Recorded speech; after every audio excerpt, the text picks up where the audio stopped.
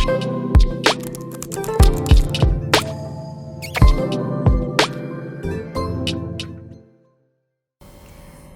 alaikum. Hope that you are all enjoying a very sound health. आज जिस topic पे हम बात करेंगे वो है एक्सपोजिटरी पैसेजेस। एक्सपोजिटरी पैसेजेस में हमने पहले एक दफ़ा फर्स्ट लेक्चर में बात की थी कि इसमें लॉजिकल बेस्ड रीजनिंग होती है, आर्गुमेंट्स दिए जाते हैं। तो आज आप सीखेंगे कि किस तरह से अगर आर्गुमेंट्स आएँ तो आप उनको कैसे टैकल करेंगे और किस टाइप के क्वेश्चंस आपसे एग्ज़ामिनर एंट्री टेस्ट के पेपर में पूछ सकता है। सबसे पहले आपके पास ये एक फ्लो चार्ट दिख रहा होगा। यहाँ पर सबसे पहले जो लिखा हुआ है जी क्लेम, फिर है एविडेंस, अजम्पशन एंड कंक्लूड। सबसे पहले इसके अंदर जो राइटर है वो क्लेम शो करता है, जिस चीज़ के ऊपर वो बात करने जा रहा है। उसमें एविडेंसेस का होना बहुत ज़रूरी है। अजम्पशंस, एज्यूम करना चीज़ों को, ठीक है। हम ये कहते हैं कि ये हमारे पास फैक्ट्स एंड फिगर्स हैं और इसके आफ्टर इफेक्ट्स ये हो सकते हैं, इसके कॉन्सिक्वेंसेस ये हो सकते हैं। सो ये आपकी अजम्पशंस में फॉल करता है। इसके बाद कंक्लूड, और फिर वो इन तमाम चीज़ों को मिक्स करके, यानी आपकी क्लेम को, एविडेंसेस को, अजम्पशंस को देखते हुए कंक्लूजन देता है, ठीक है। सो लॉजिक को आप कह सकते हैं it is the use and study of valid reasoning, ठीक है। कि इसमें आप जब भी बात करोगे रीजंस पे करोगे, और रीजंस भी वैसी होंगी, यानी फैक्ट्स और फिगर्स ऐसे होंगे जो वैलिड होंगे, ठीक है। A proper and reasonable way of thinking about understanding something। दूसरे वर्ड्स में आप कह सकते हो कि ये एक प्रॉपर और रीज़नेबल अंडरस्टैंडिंग होती है आइडियाज़ की, थॉट्स की। कीवर्ड्स, आपके पास अगर पैसेज आ जाता है और आप, क्योंकि आपके पास टाइम कम होता है, आप उसको, अगर आपकी नज़र पड़ती है, एक आप जैसे ही पैसेज पे नज़र डालती हो, तो वो कौन से कीवर्ड्स हैं जो आपको फ़ौरन से हिंट दे देंगे कि ये लॉजिकल रीजनिंग पे बात की जा रही है। या अगर वो आपसे जैसे पैसेज के स्टार्ट के जो इंट्रोडक्टरी पैसेज होता है उसके अंदर वो इस तरह के वर्ड्स यूज़ करेगा, क्योंकि अक्सर यही बात कही जाती है, assert, believe, estimated, research, stated, held, ठीक है। तो ये कीवर्ड्स हैं जो वो उसमें यूज़ लाजमी कर रहा होगा। नेचर ऑफ क्वेश्चनिंग, कि इसमें किस टाइप के क्वेश्चंस आपसे पूछे जा सकते हैं। नंबर 1, जब आर्गुमेंट्स दिए जाते हैं और आर्गुमेंट्स के ऊपर क्वेश्चंस बनते हैं तो पहला पॉइंट आ जाता है कि स्ट्रेंथनिंग आर्गुमेंट, ठीक है। कि इसमें कौन सा ऐसा आर्गुमेंट है, या आपको वो एक क्वेश्चन देगा, उसकी 4 ऑप्शंस दे देगा। उन 4 ऑप्शंस में से एक ऐसी ऑप्शन होगी जो उसकी दलील को, उसके क्लेम को ज़्यादा टेस्टिफाई करेगी, ठीक है। तो आपसे इस हवाले से बात की जा सकती है, और वो सिर्फ आपको ये सिंपल वे में क्वेश्चन नहीं देगा कि कौन से स्टेटमेंट इसको ज़्यादा स्ट्रॉन्ग पॉइंट्स शो करवाएगी। आपसे वो इस वर्ड को चेंज करके कह देगा कौन सी स्टेटमेंट सपोर्ट कर रही है। इंडोर्सिंग आर्गूमेंट कौन सा है इसमें, होल्डिंग, ठीक है, which statement holds the better opinion, testifying, in favour of, ठीक है। तो ये तमाम जो वर्ड्स हैं ये आपसे पूछ वही एक बात रहे होंगे, ठीक है, कि स्ट्रेंथनिंग आर्गुमेंट्स कौन से हैं। इसके बाद आ जाता है वीकनिंग आर्गुमेंट्स। आपसे ऐसे एमसीक्यूज़ भी आ सकते हैं जिसमें वो आपसे पूछेगा कि ये 4 ऑप्शंस दी गई हैं, इन गिवन 4 ऑप्शंस में से कोई एक ऐसी स्टेटमेंट ज़रूर है जो कि राइटर के क्लेम को वीक कर रही है, वो कौन सी है, ठीक है। अब उसको साथ साथ वो इस तरह भी पूछेगा, डिफ़िकल्ट वर्ड्स भी यूज़ कर सकता है वो आपके साथ। वीकनिंग की जगह पे वो कहेगा कि undermine, which statement is going to undermine the given claim. इसी तरह से डिस्करेजेस आ सकता है, रिफ्यूट आ सकता है। रिफ्यूट को आप रिफ्यूज़ से ध्यान में रखो, ठीक है। आगे आपके पास आ जाता है जी इंटेलमेंट। इंटेलमेंट क्या होता है? इंटेलमेंट में आप कहते हो कि विच स्पेसिफिक स्टेटमेंट इज़ ट्रू, ठीक है। आपको 4 स्टेटमेंट्स दी जाएंगी और वो पूछेगा इसमें से राइट स्टेटमेंट कौन सी है, ठीक है। तो ये जो मेथडोलॉजी होती है ये इंटेलमेंट कहलाती है क्वेश्चंस की टाइप में। जी, फोर्थ आपसे पूछा जा सकता है कि पॉइंट ऑफ क्लैश है क्या, जिसके पे दलाइल दिए जा रहे हैं, आर्गुमेंटेशन हो रही है, उसमें डिस्प्यूट हो किस बात पे रहा है। Theme, connotative meaning, inductive reasoning और इसके साथ ही आप देख रहे हैं लास्ट में लिखा हुआ है डिडक्टिव रीजनिंग। ठीक है, ये ज़्यादा इंपॉर्टेंट है दोनों। आपसे अगर वो ये पूछेगा तो ये सिर्फ इस अंदाज से पूछ सकता है कि जो पूरा पैसेज दिया गया है उसने इसको किस स्ट्रक्चर के थ्रू लिखा है, इंडक्टिव रीजनिंग के साथ लिखा है या डिडक्टिव रीजनिंग के साथ लिखा है। इंडक्टिव रीजनिंग क्या होती है, move from general to specific, यानी जब आप एक जनरल बात करते हो और जनरलाइजेशन से आप स्पेसिफिकेशन की तरफ मूव करते हो, यानी जनरल बातें की और फिर आपने कोई कंक्लूजन निकाल लिया। ठीक है, पहले बातों को डिस्कस किया गया और फिर जब उससे आप किसी रिजल्ट पे किसी नतीजे पे पहुंचते हैं तो वो इंडक्टिव मेथड है। सपोज मैं कहती हूँ I took mushrooms in my meal and rashes appears on my skin, so mushrooms are allergic for my skin। तो मैंने कहा कि मैंने खाने में मशरूम्स लिए, rashes appear on my skin, और जिसकी वजह से जो रैशेस थे वो मेरे स्किन पे अपीयर हो गए। तो इससे क्या रिज़ल्ट निकला, पहले एक मैंने जनरल बात बताई और फिर उसके बाद क्या उससे मैं कंक्लूड कर सकती हूँ कि मशरूम्स मेरी स्किन के लिए एलर्जिक हैं। ठीक है, तो मैंने एक जनरल बात करके उससे कंक्लूजन निकाल लिया, तो वो चीज़ इंडक्टिव मेथड की तरफ आ गई। ठीक है, इसी तरह से डिडक्टिव रीजनिंग होती है। डिडक्टिव रीजनिंग के अंदर आप मूव करते हो स्पेसिफिक से जनरल बात की तरफ। पहले आप एक स्पेसिफिक बात करोगे, जैसे मैं कहती हूँ ऑल मैन आर मॉर्टल। ठीक है, ये एक स्पेसिफिक स्टेटमेंट है, यूनिवर्सल फैक्ट है, और फिर मैं मज़ीद इसी को जनरलाइजेशन की तरफ ले जाऊँगी, इसको मज़ीद एलैबोरेट करूँगी और इस हवाले से एविडेंसेस और क्लेम्स उसमें ऐड करती चली जाऊँगी। तो इस तरीके को आप डिडक्टिव रीजनिंग कहते हो। ओके जी, हमारे पास कुछ एग्जाम्पल्स हैं इसको समझने के लिए। Number 1, nutrition is believe that a person's daily requirement for vitamins can readily be met by eating 5 servings of fruits and vegetables daily. यानी न्यूट्रिशनिस्ट जो हैं वो ये बिलीव करते हैं कि एक पर्सन की जो डेली रिक्वायरमेंट है उसमें 5 सर्विंग्स होने चाहिए, फलों की भी और सब्जियों की भी। However most people eat far less than this. लेकिन हाउएवर, जब ये इस तरह के वर्ड्स आते हैं ना, हाउएवर, सो, दस, तो ये कंक्लूजन की तरफ फ़ौरन से हिंट देते हैं। पहले उसने एक बात बताई कि न्यूट्रिशनिस्ट ये कहते हैं कि आपको फ्रूट्स और वेजिटेबल्स को लेना चाहिए। ठीक है, फिर उसने कहा ताहम most people eat far less than this, लेकिन बहुत से लोग इससे कम खाते हैं। Thus, most people need to make vitamin pills। इसलिए फिर क्या करना चाहिए, ऐसे सिचुएशन में लोगों को चाहिए कि वो विटामिन्स की पिल्स यानी गोलियां ले लें। सो अब देखते हैं कि वो इस बात को करने के बाद हमसे क्वेश्चन क्या रेज करता है। Which one of the following statements, if true, most seriously weakens the argument? कहते हैं आपको 4 स्टेटमेंट्स दी गई हैं। ठीक है, अगर ये सही है तो इसमें से वीक कौन सी स्टेटमेंट कर रही है, कौन सी ऐसी स्टेटमेंट है इसमें से जो एक सही नहीं है, या अगर है तो वो ऊपर दिए गए क्लेम को या और उसके कंक्लूजन को क्या कर रही है, वीक कर रही है।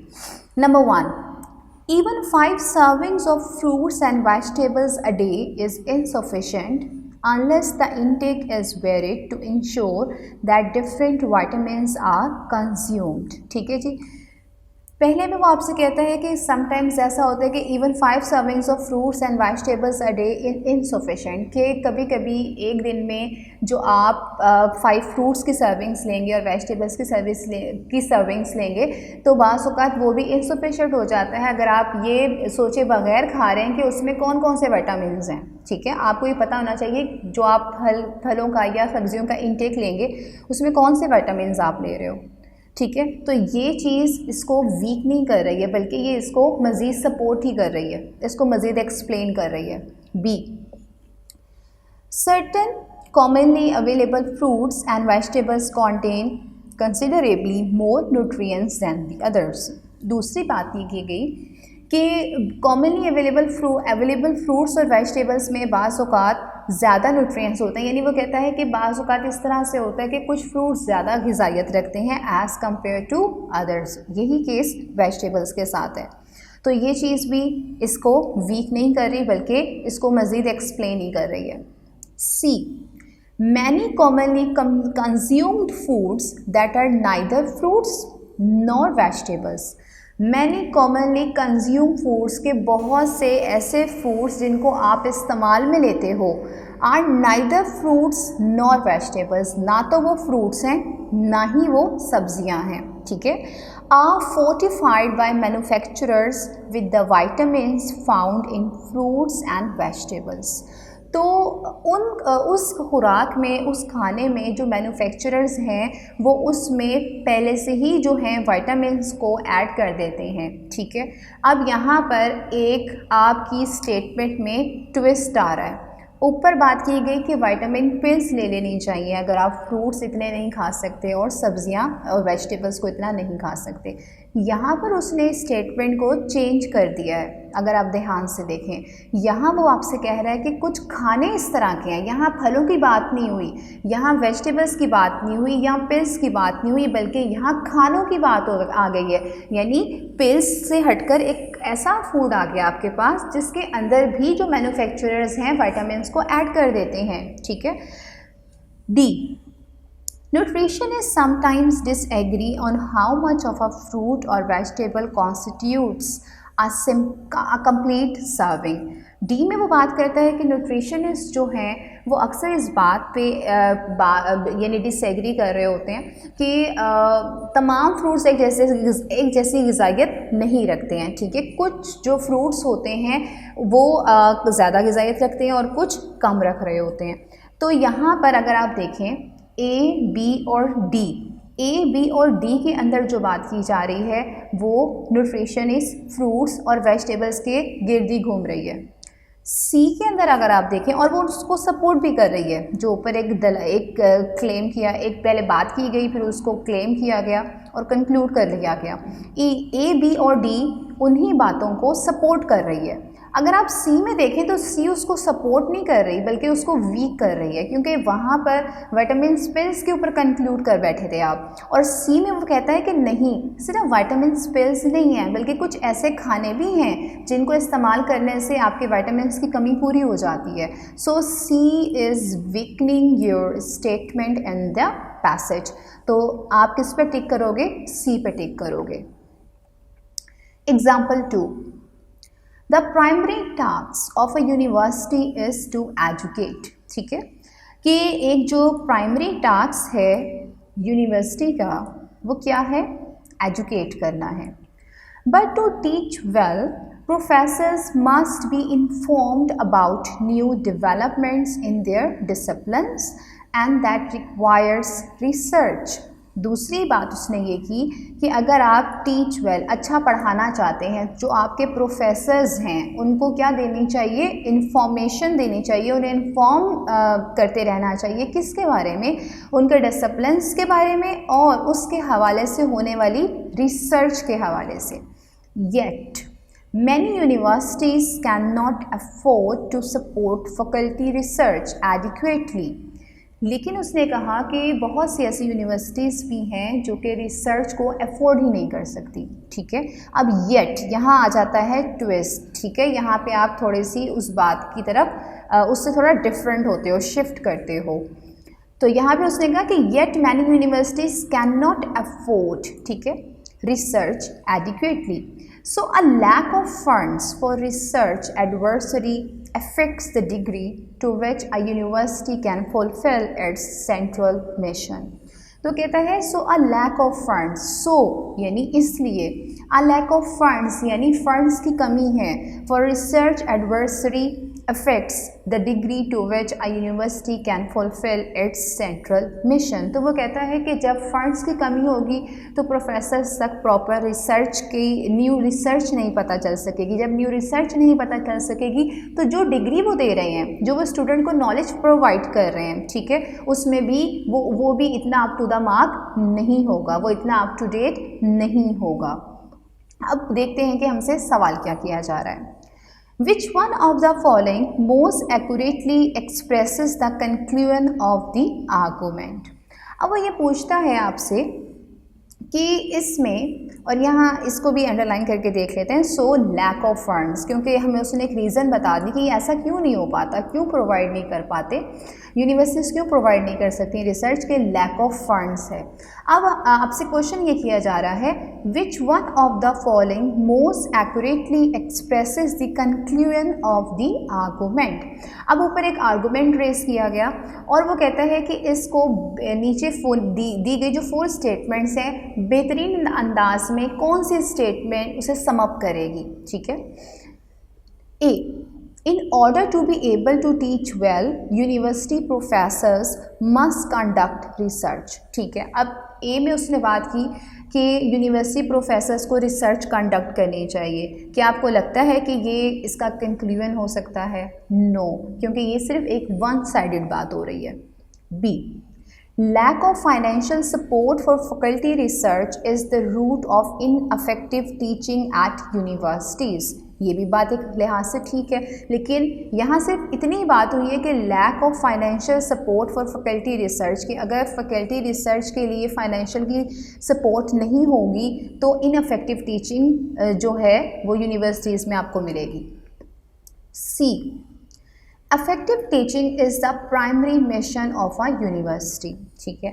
अब यहाँ पे भी सिर्फ यूनिवर्सिटी के सिर्फ मिशन की बात की जा रही है। मज़ीद हमने ऊपर जो 2-3 और बातें पढ़ी, फंड्स के बारे में पढ़ी और रिसर्च के बारे में पढ़ी, उसके बारे में नहीं बात हो रही। सिर्फ सी में ये बताया जा रहा है कि एक यूनिवर्सिटी का प्राइमरी मिशन क्या होता है।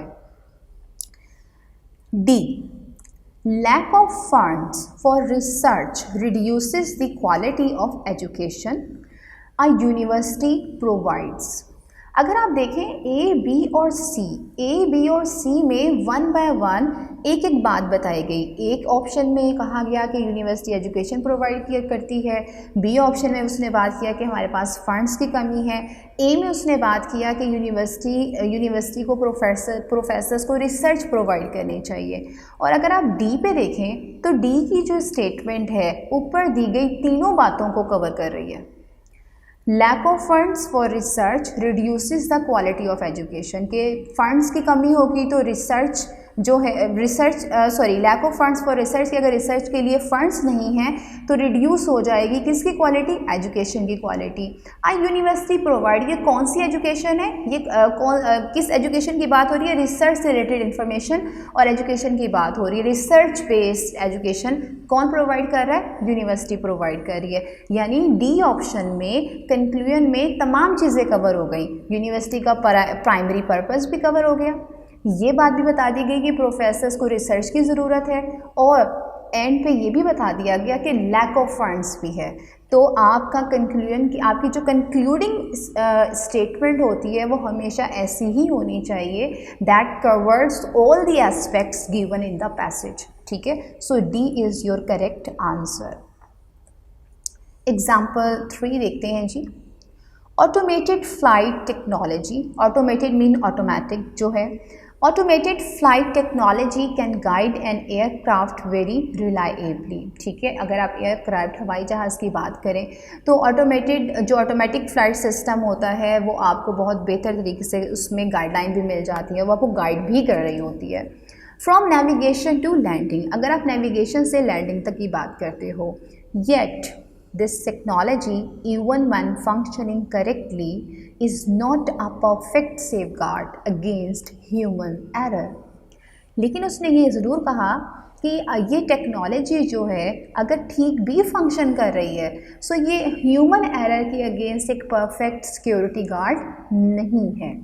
अब देखते हैं कि आपसे सवाल क्या किया गया है। Which one of the following, if true, most helps to explain the situation described above? अब यहाँ पे वो कहता है कि अगर ऊपर दी गई जो एक क्लेम है, जो एक आर्गूमेंट है, अगर वो ठीक है तो जो नीचे स्टेटमेंट्स दी जा रही हैं इनमें से कौन सी स्टेटमेंट जो है इसको बेहतर एक्सप्लेन कर रही है ऊपर बताई गई सिचुएशन को। ठीक है जी, ऑप्शंस को पढ़ते हैं।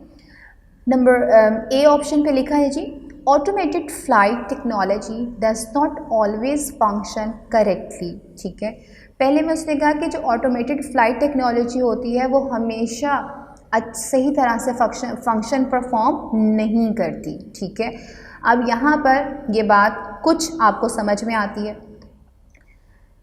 Smaller aircraft do not always have their automated flight technology regularly. यहाँ पर ये बात टोटली इररेलेवेंट बन जाती है कि हम यहाँ पे स्मॉलर एयरक्राफ्ट्स की कोई बात नहीं कर रहे। ठीक है, तो बी तो आप फ़ौरन से क्या कर सकते हैं, क्रॉस कर सकते हैं। C, some airplane crashes are due automated flights technology. C में वो आपसे कहता है कि अक्सर जब कभी एयरप्लेन क्रैश कर जाता है तो उसकी वजह ऑटोमेटेड फ़्लाइट टेक्नोलॉजी होती है। ठीक है, अब यहाँ पर डी भी देख लेते हैं पहले। डी में वो बात करता है ऑटोमेटेड फ़्लाइट टेक्नोलॉजी इनवेरिएबली का मतलब भी हमेशा होता है। ठीक है, always. Automated flight technology invariably executes exactly that human give it. अब यहाँ पर वो आपसे बात करता है कि जो ऑटोमेटेड फ़्लाइट टेक्नोलॉजी है वो बिल्कुल उसी तरह ही फंक्शन करेगी, उसी तरह काम करेगी जैसा इंसान उसको करने का कह रहा है। ऑपरेट तो उसे इंसान नहीं करना है ना, बेशक वो ऑटोमेटिक टेक्नोलॉजी की बात है।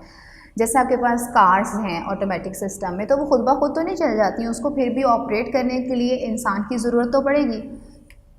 तो यहाँ पर अगर आप फ़्लाइट्स की बात करते हैं तो यहाँ पर अगर आप सी ऑप्शन की बात कर रहे हैं तो सी में वो कहता है कि जो क्रैशेस हैं वो किसकी वजह से होते हैं जी, और ऑटोमेटेड फ़्लाइट्स की वजह से होते हैं।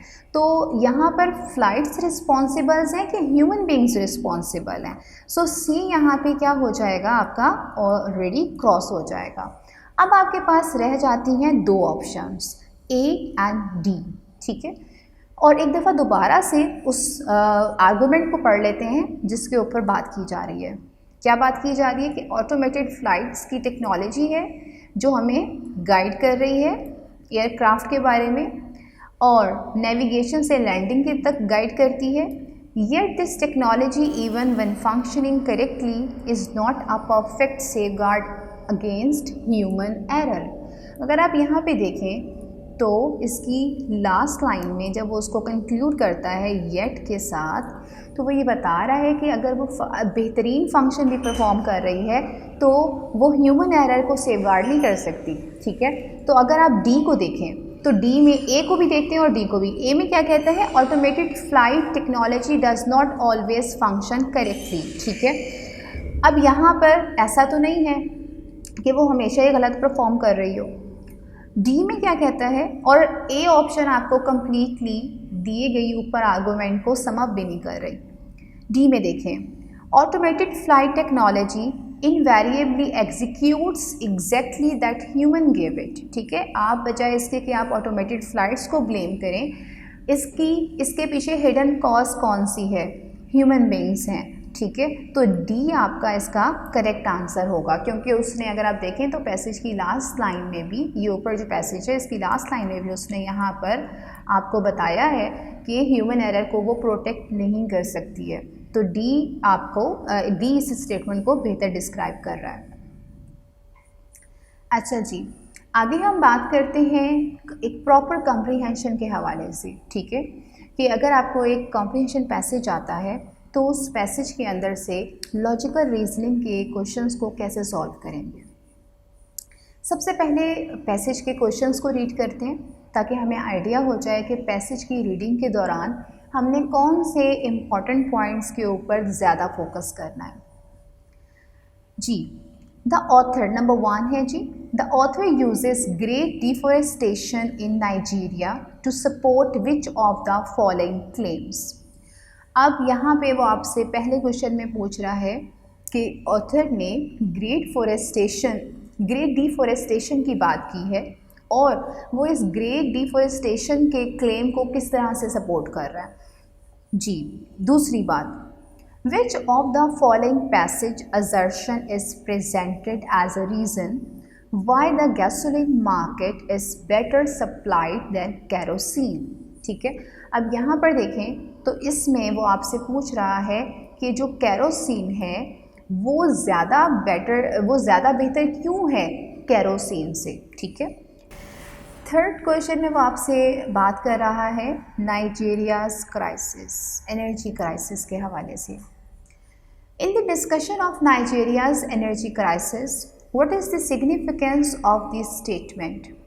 The state-owned refineries have hardly operated above a 40% capacity utilization rate for any extended period of time in the past 2 decades. ठीक है जी, अब यहाँ पे वो आपसे पूछ रहा है कि जो स्टेट ऑन रिफाइनरीज़ हैं, जो स्टेट की अपनी जो गवर्नमेंट की अपनी रिफाइनरीज फैक्ट्रीज़ हैं, वो कितना परसेंट काम कर रही हैं, ऑपरेट कितने परसेंट कर रही हैं? वो कर रही हैं जी 40% ऑपरेट कर रही हैं। इसके बाद वो कहता है और कब से कर रही हैं? Capacity utilisation rate for any extended period of the time in the past 2 decades. ठीक है, अब यहाँ पर आपने ये देखना है कि अगर वो 40% काम कर रही हैं तो वो क्यों कर रही हैं, उसकी क्या रीज़न रही। तो पैसेज रीडिंग की तरफ चलते हैं। Nigeria's energy need is on the increase and its increasing population is not adequately considered in the government's energy development program। ठीक है जी, अब यहाँ पर जहाँ जहाँ पढ़ते आपको इम्पॉर्टेंट पॉइंट्स दिखते जाएंगे, आप अंडरलाइन करते जाओगे, यही पॉइंट्स आपका कीवर्ड का काम करेंगे। अब यहाँ पर बात की गई कि जी नाइजीरिया की एनर्जी है और उसको ज़रूरत है कि वो इंक्रीज़ करे। ठीक है, and it's increasing population is not adequately considered in the government's energy development program। लेकिन वो कहता है कि जो नाइजीरिया की गवर्नमेंट है शायद वो इस चीज़ को ध्यान से नहीं देख रही है, वो इस बात को इग्नोर कर रही है। ठीक है, तो पहला पॉइंट तो आपको ये मिल गया। और कौन इसके ऊपर प्रॉपर ध्यान नहीं दे रहा?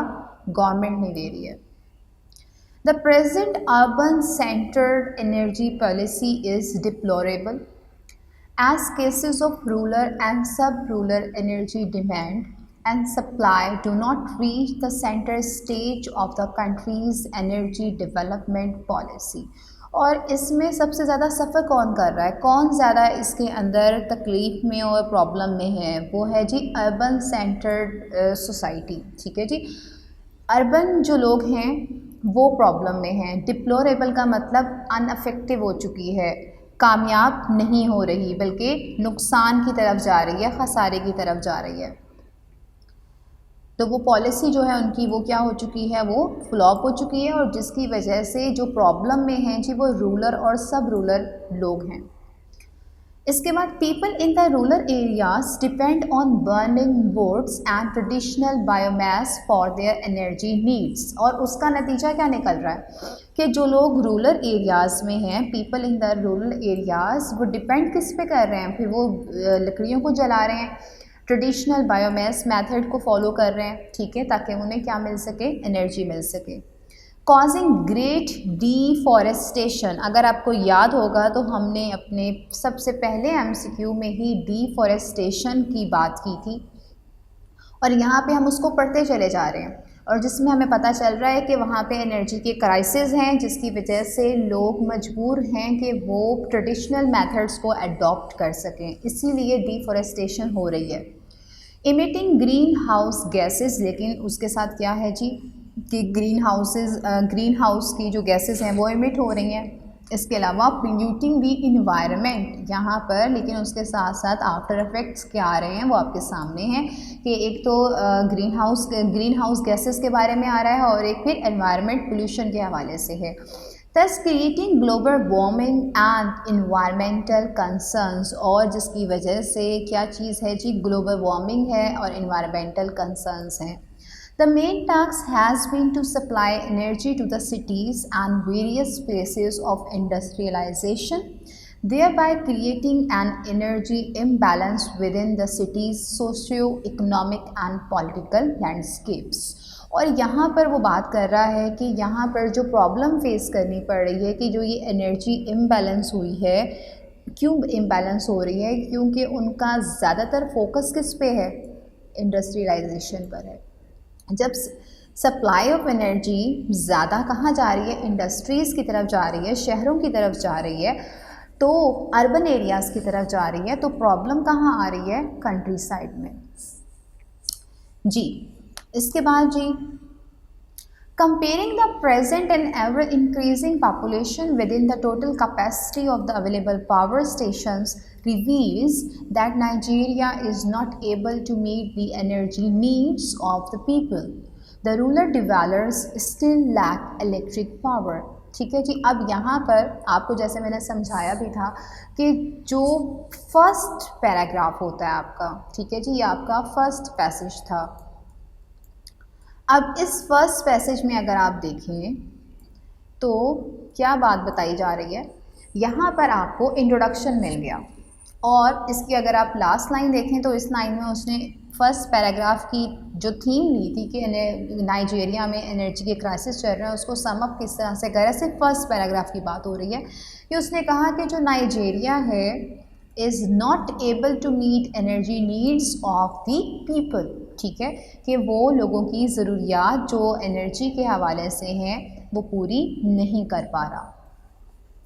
नेक्स्ट है, the nature of Nigeria's energy crisis can be characterised by two key factors. ठीक है जी, अगर आप सेकेंड पैसेज में देखें तो जो नाइजीरिया एनर्जी की क्राइसिस हैं उसको आप करेक्टराइज कर सकते हैं दो फैक्टर्स के साथ। ठीक है, the first concerns the recurrent severe shortages of the petroleum product market of which kerosene and diesel are the most prominent.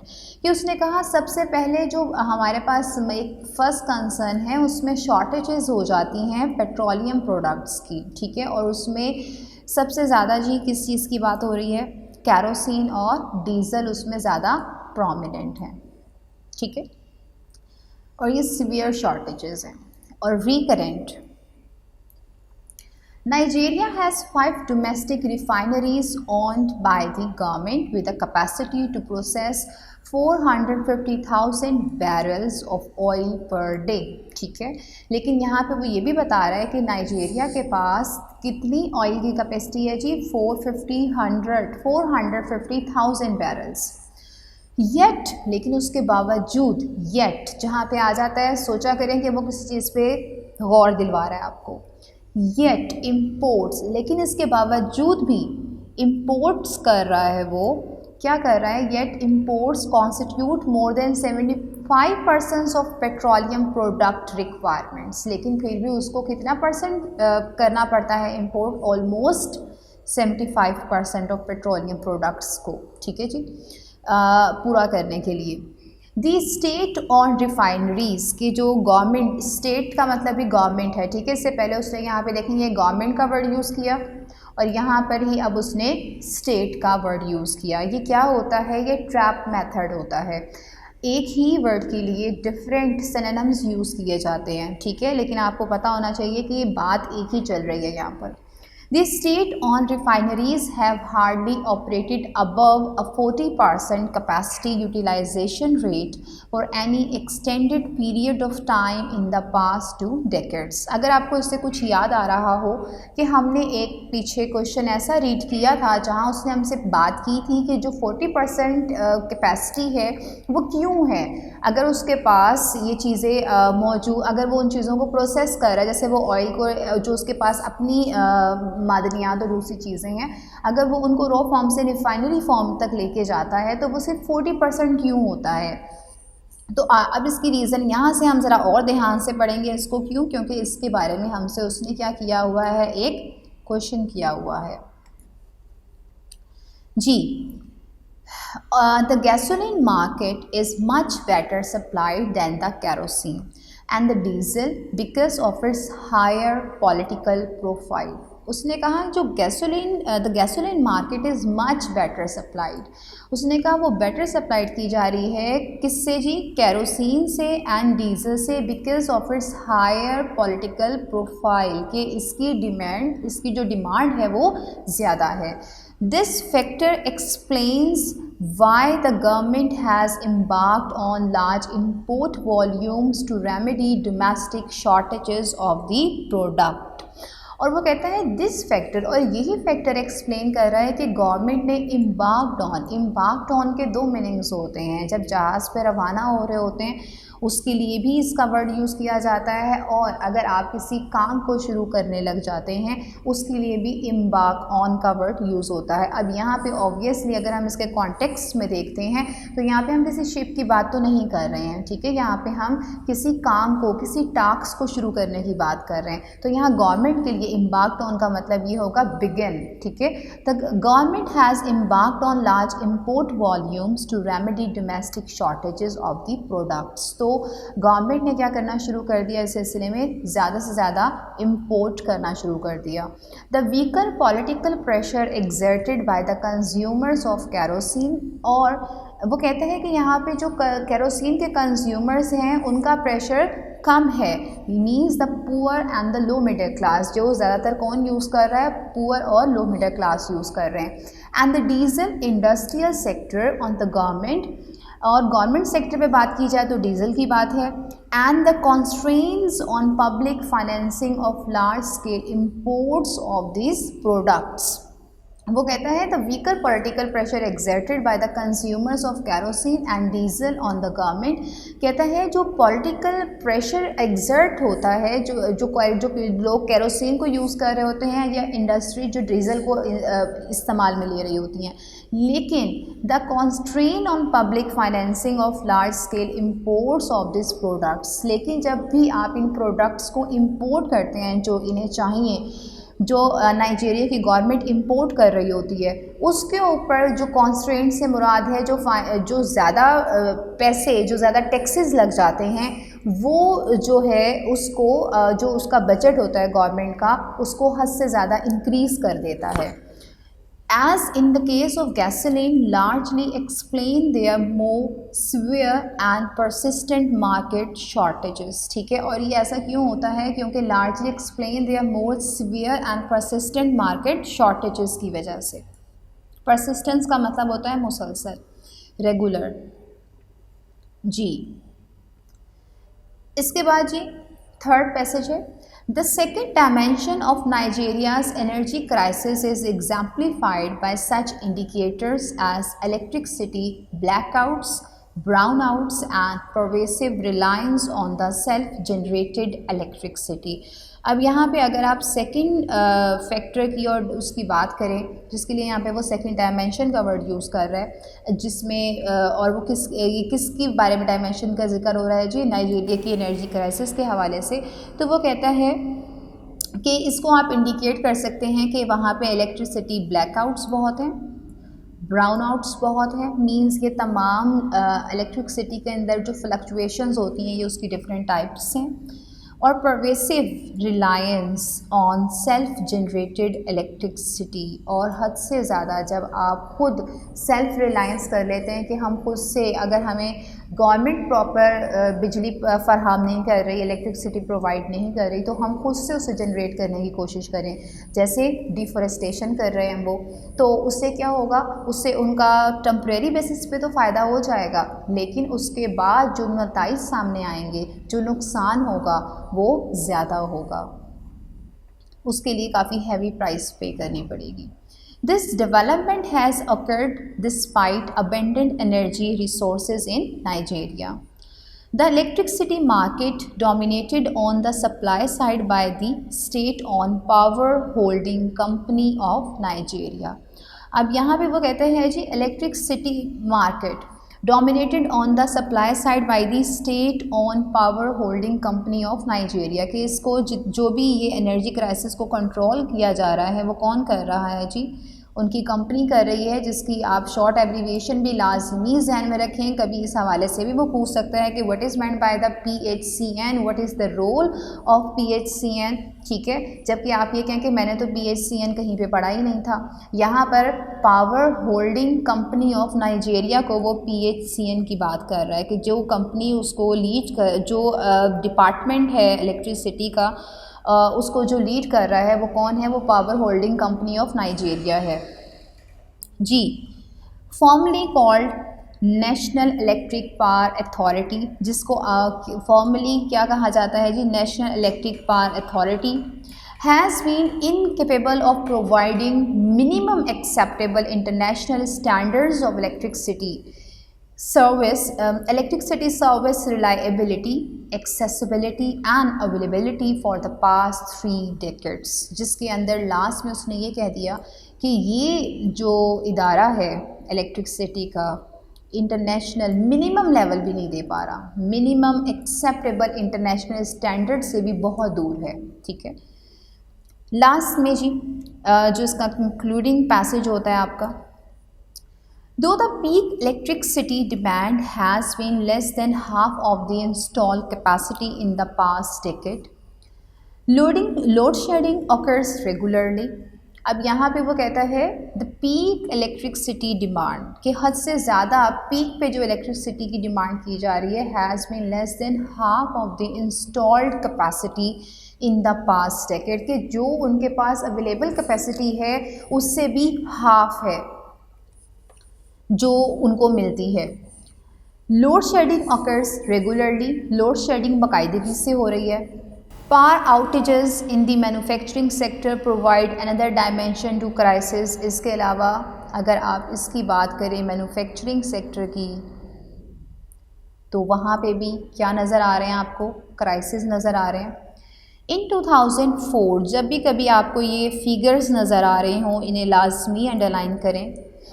In 2004, the major manufacturing firms experienced 316 outages.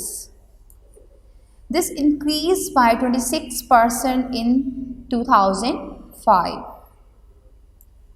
followed by an explosive 43% increase between 2006 and 2007.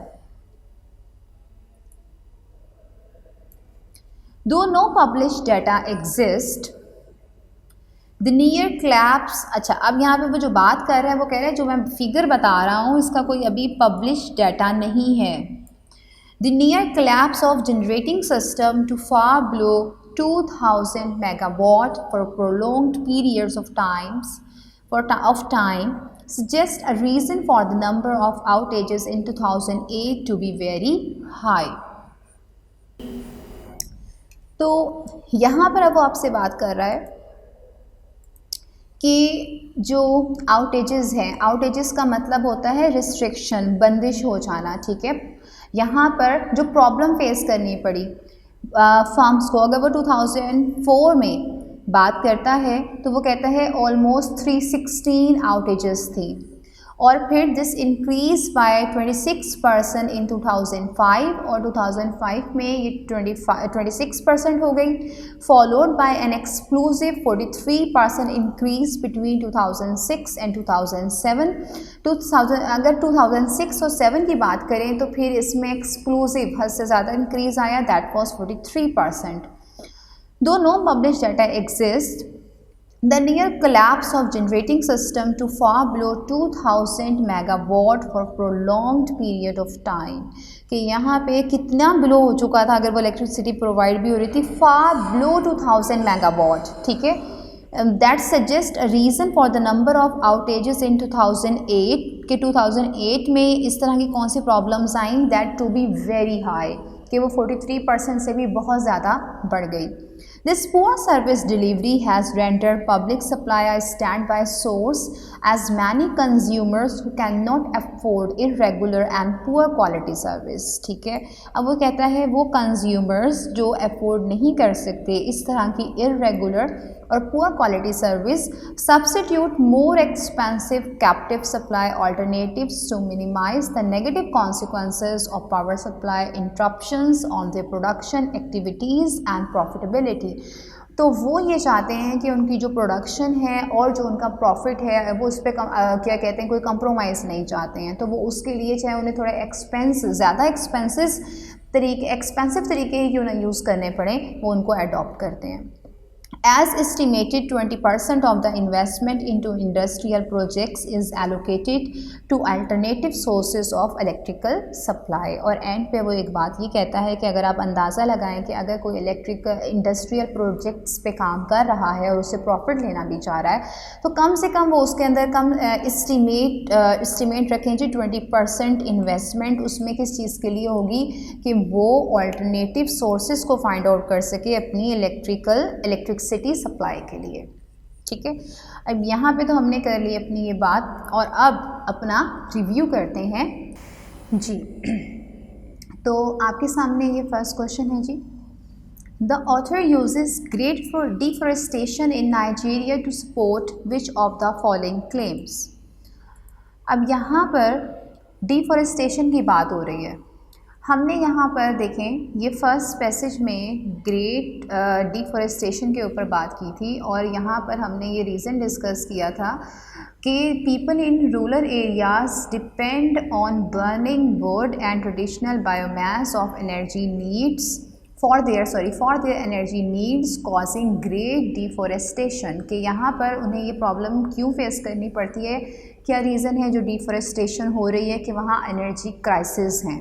ठीक है, सो यहाँ इसके options देखते हैं जी। Number 1 की जो option है, number 1 पे जो ऑप्शन है, the people holding company is incapable of supplying reliable service in urban areas. के जो पावर होल्डिंग कंपनी है वो नाअहल है सप्लाई करने के लिए। B, people in rural areas lack electric power. या फिर डिफॉरेस्टेशन इसलिए है कि जो लोग हैं वो रूरल एरियाज़ में उन तक इलेक्ट्रिकल पावर नहीं आती। C, petroleum imports are necessary. D, diesel fuel suffers even greater shortages than gasoline. ठीक है, अब यहाँ पे फ़िलहाल गैसोलीन की तो कोई बात नहीं हो रही थी, डीजल्स की भी बात नहीं हो रही थी, पेट्रोलियम इंपोर्ट्स की भी कोई बात नहीं थी। बी पे देखें, बी और ए को देखें तो सबसे ज़्यादा सूटेबल आपके पास यहाँ पे बी ऑप्शन आ रही है कि उसने जो यहाँ पे बात की है ग्रेट डिफॉरेस्टेशन की, वो यहाँ पे इसलिए बात की है कि वो क्यों कर रहे हैं, वो इसलिए कर रहे हैं जो ग्रेट डिफॉरेस्टेशन है कि अपने आप को सपोर्ट कर सकें, किससे बचने के लिए, एनर्जी क्राइसिस से बचने के लिए। So B is your right answer ji.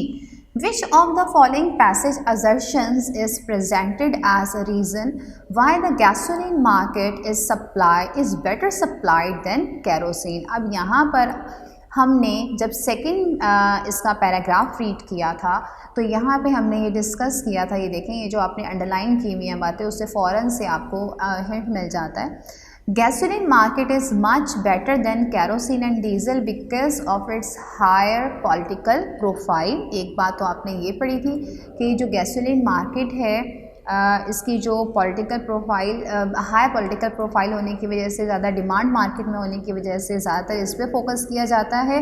This factor explains why the government has embarked on large imports to remedy domestic shortages of products।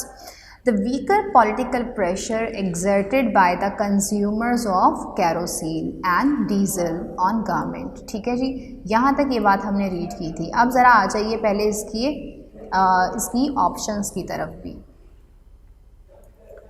इसकी ऑप्शंस हैं जी, पहले में वो कहता है because the electricity market is dominated on the supply side by the state on PHCN power holding company of Nigeria. कि ये power holding company जो नाइजीरिया की है इसमें जो इलेक्ट्रिकल मार्केट है वो सप्लाई साइड की वजह से जो है नुकसान में जा रही है। या बी में कहता है जी because consumers of kerosene are likely to have the ability to influence energy policy. B option में बात की जा रही है consumers of kerosene are likely to have the ability to influence energy policy. अब यहाँ पर अगर आप देखें इस बी ऑप्शन को और यहाँ पर अगर आप इस लाइन को देखें, यहाँ पे बी में वो कहता है कि उन्हें ये लगता है कि जो लोग कैरोसिन को इस्तेमाल करते हैं उसका इम्पेक्ट कम पड़ता है। मींस किसके ऊपर कम पड़ता है? फाइनेंस पे कम पड़ता है। उसको उस तरह से गवर्नमेंट को उतना फ़ायदा नहीं पहुँचा सकता कैरोसिन का इस्तेमाल, ठीक है। और सी, because the major manufacturing firms experienced 316 outages in 2004। ये बात बिल्कुल लास्ट पैराग्राफ में की गई थी और जिसमें सिर्फ हमने ये बताया था कि मैन्युफैक्चरिंग फर्म्स में इसकी क्या बात की जा रही है, उन्हें क्या एनर्जी क्राइसिस से नुकसान मिल रहा है, ठीक है। अगर आप डी में देखें, because the Nigerian government has limited refinery capacity, ठीक है जी। अब डी में वो कहता है कि शायद मार्केट, गैसोलीन मार्केट इसलिए बेटर है कैरोसिन से कि वो जो नाइजीरियन गवर्नमेंट है हैज़ लिमिटेड रिफाइनरी कैपेसिटी। तो ऐसा तो हरगिज़ नहीं है। तो अगर आप यहाँ पे देखेंगे बी ऑप्शन और यहाँ पे इस स्टेटमेंट को पढ़ें कि यहाँ पे वो कहता है the gasoline market is much better supplied than kerosene and diesel because of its higher political profile. और ये दूसरी लाइन देखें जी, the weaker political pressure exerted by the consumers of kerosene, कि वीकर पॉलिटिकल प्रेशर पड़ता है kerosene consumers की वजह से। सो इट्स मीन इसी वजह से किस चीज़ की ज़्यादा इंपॉर्टेंस है जी? कैरोसिन मार्केट की। और सो बी आपका यहाँ पे करेक्ट होगा कि जो कंज्यूमर्स हैं कैरोसिन के are likely to have the ability to influence energy policy.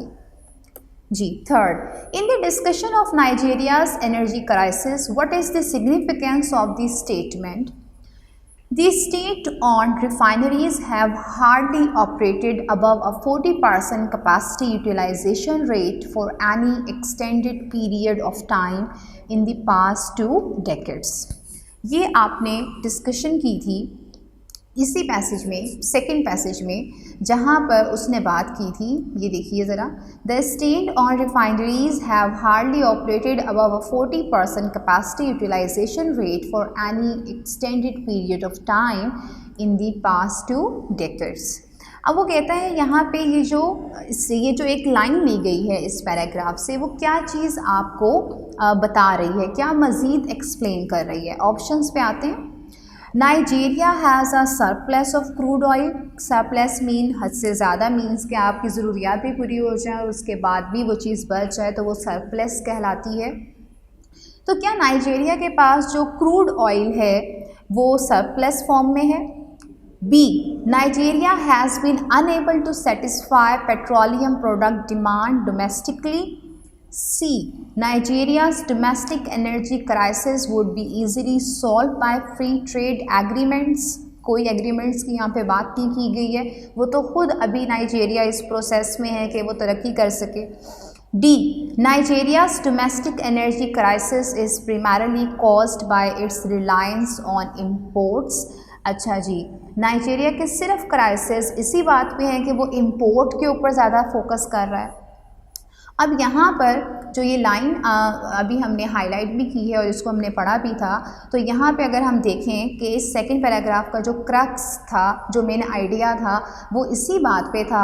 और ये इस लाइन में भी यही चीज़ एक्सप्लेन हो रही है कि वो कहता है कि हार्डली ऑपरेटेड, ज़रा इस पे ध्यान दीजिए, hardly operated above a 40% capacity, बामुश्किल ही शायद 40% कैपेसिटी को पूरा कर सका होगा। तो यहाँ पे इसकी बी ऑप्शन करेक्ट है, जिसमें कहा गया है कि Nigeria has been unable to satisfy petroleum product demand domestically.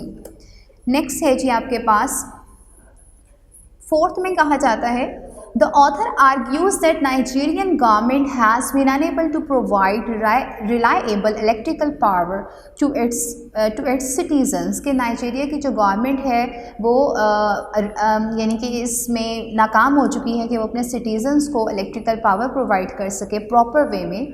Extending the author's reasoning, और अगर हम ऑथर की इसी रीज़न को एक्सटेंड करते हैं, विच of the following would provide the best evidence of an improvement in the Nigerian governments delivery of electrical power.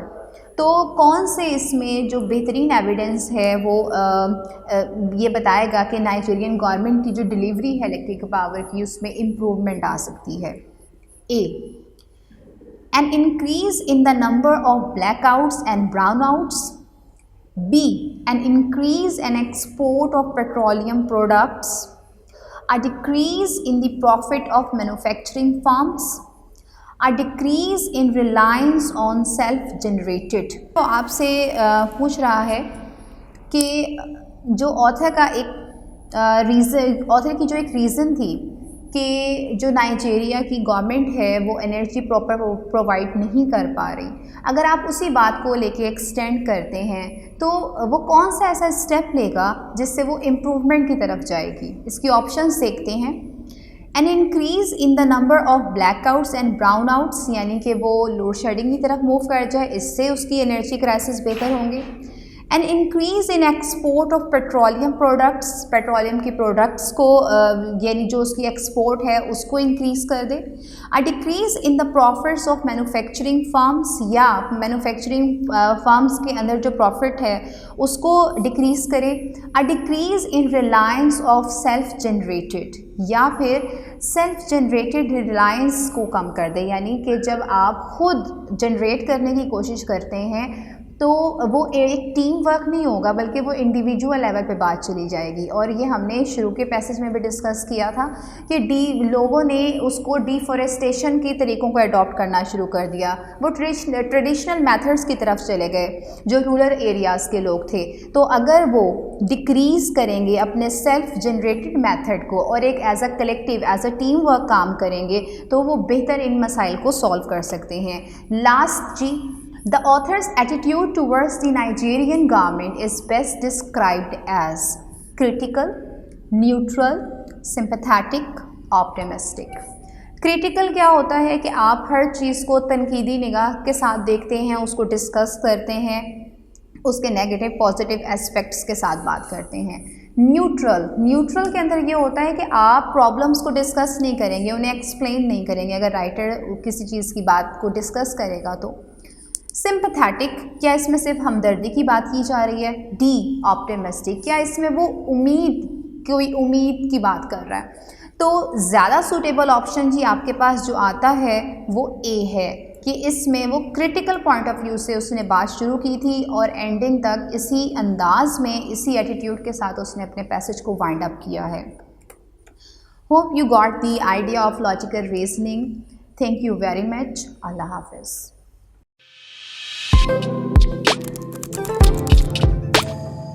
Thank you.